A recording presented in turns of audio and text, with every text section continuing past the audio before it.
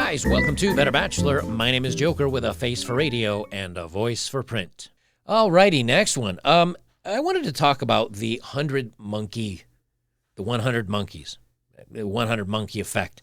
I know it's kind of a strange thing to hear about, but it's kind of one of those things that I think is happening to the manosphere. I think it's happening in politics. I think it's happening with the government and other things where people are starting to wake up. And it's starting to wake up in an exponential way. And I think this is important. The 100 monkey effect, this is the thumbnail, by the way. I thought that was a pretty good thumbnail.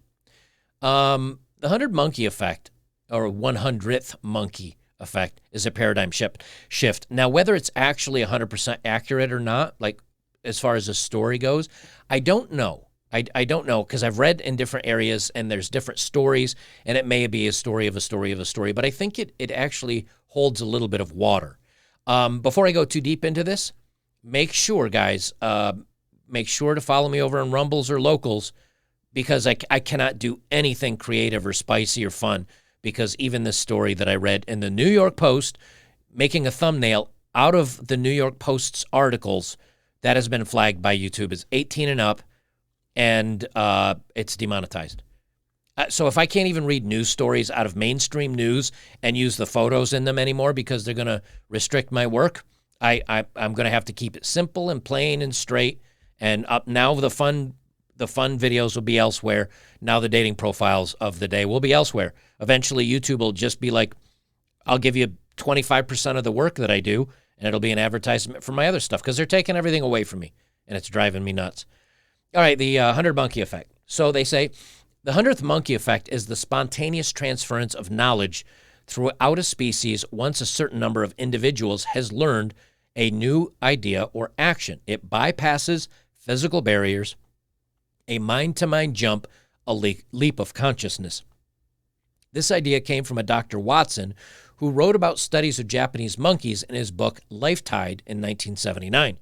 Later, it was used as a parable in Ken Keyes Jr. book, The 100th Monkey.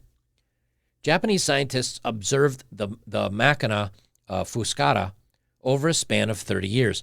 In 1952, a young monkey called Imo, who solved the problem of dirty raw potatoes by washing them in a nearby stream.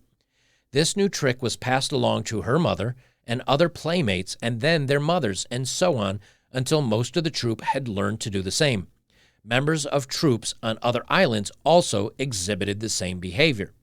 Myth or fact? In this case, it's more myth than fact, but it doesn't discount other evidence of sudden increases in consciousness. 100th monkey is a beautiful metaphor for a phenomena that is being increasingly proven scientifically. Now, they don't give any links.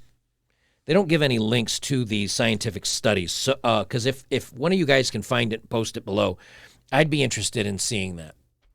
But kind of what it is that I guess different people in different areas kind of come up with the same ideas at the same time. And I would love to see a study on that.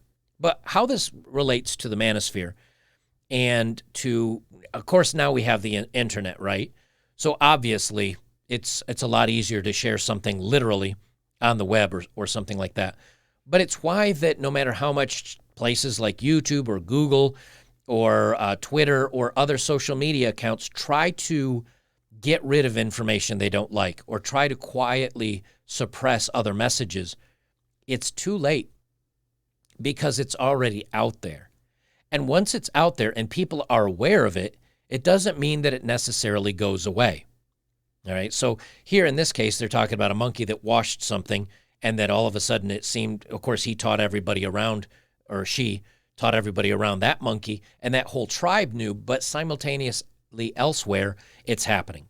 And there was no one there to directly show this.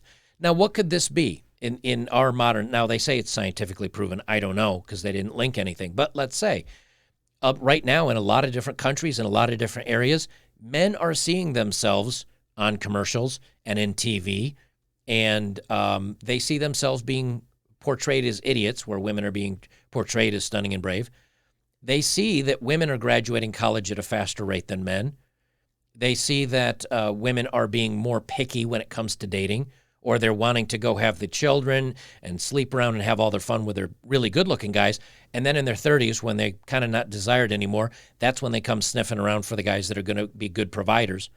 These are all things that men are seeing in all cultures right around the same time. Because what the lead up to that, what might have been either from Hollywood or news stories or laws that got passed, those things kind of prompted it. And so it's a prompt of a prompt. And so now guys, I get messages all the time, guys that are like, I don't know, in Madagascar and small islands I'm trying to think of the names of some of the places where people have reached me from. But, well, anyway, I've heard of places, and I'm like, really? Like Libya? You guys are watching me there? And some of those guys are like, yeah. Now, it doesn't mean remember that it's spread pervasively throughout society, but when you've got a couple of people in different areas, in different countries, and they come across my content and they say, oh, yeah, this resonates with me, or other content creators like me, and they say, oh, this resonates with me. Why does it resonate with them?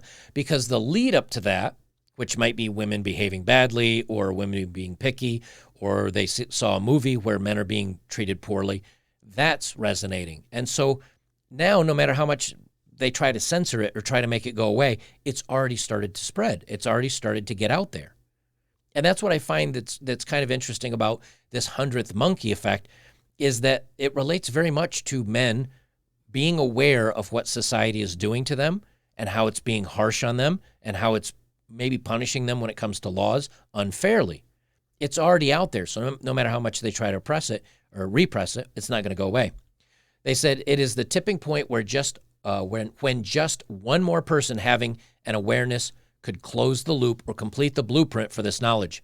After that, everyone can tab into the collective consciousness to download the data. It may not be the 100th monkey or person that takes to shift the balance into a new reality and paradigm. It may be the 300 million or 3 billion. The point is we need more people at the leading edge of thought and the frontier of change, especially at this time. If enough people leave the old fear-based paradigm, then together our thoughts and powers of manifestation could increase exponentially. What if people just started questioning beliefs instilled in them like programs instead of sleepwalking through life? What if they were more empowered with the heart-centered truth of their potential? That's what matters. Now, this is, this is just a blog. But what's interesting is, yes, they kind of go into a little bit of earth crunchy goodness of, the love will spread and everybody will know the truth and everything. They kind of get into that at the end. But the important thing is that it goes for all things, which is why when people start waking up and seeing, hey, you know what? The news media doesn't always tell me the truth. The legacy media lies. Now, depending on what side of the camp you're on and depending on what news you watch or don't watch, you may believe it's always the other side that is lying. And of course, your side telling the truth, because that is, that's kind of living in a bubble. And that is a kind of a compliance narrative. Like you like to think people feel and look at the world the same way you do. But the other side looks at it and they say, well, no, your side is lying and my side's telling the truth. Well, that's kind of where we are today. You've got women that feel that, men just, treat women poorly and men are the root of all evils.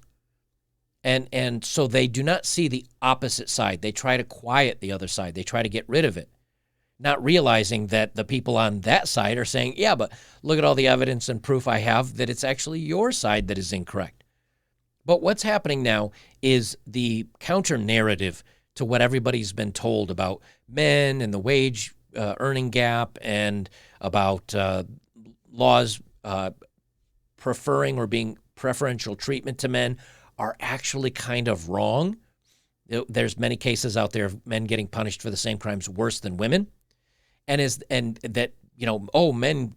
the hierarchy and the patriarchy, and well, no, it's women going to college. It's women getting more offers of jobs. It's women that are getting out there better. Now that this is spread, there's no putting it back into the bottle. You can't put that genie back into the bottle. And no matter how much they try to talk about it or squash it or remove it from YouTube or remove it from Twitter or call it different things, it's too late. It's already there. And now, if they remove it from mainstream, or if they try to just show these movies that have gone woke or whatever, people just decided, you know what? I'm not gonna participate in this anymore, and it's too late. The 100th monkey effect is already out there. Men are already aware of what's going on, how women are doing in dating and dating preferences, and how society is treating men poorly, and they know. And no matter how much they try to do, they're not gonna be able to get rid of it. And I think that's beautiful. And that's one of the reasons why, even though YouTube hates me, apparently at this point, I keep putting stuff out here, because I hope it reaches a couple more people and they become aware of what's going on. For those of you on YouTube, shove off YouTube, and the rest of us are going to do a dating profile of the day. Guys, if you'd like to support my work, links are below as always. If you have, thank you very much. And the best way you can support me is like, comment, share, subscribe. Join me over on betterbachelor.locals.com, where we've got free speech forums. We talk about everything under the sun. I do individual one-off videos. I do live streams. I do special individual content over there for supporters, and you can support me for about 13 cents a day. So join me over on betterbachelor.locals.com, and we'll see you next time.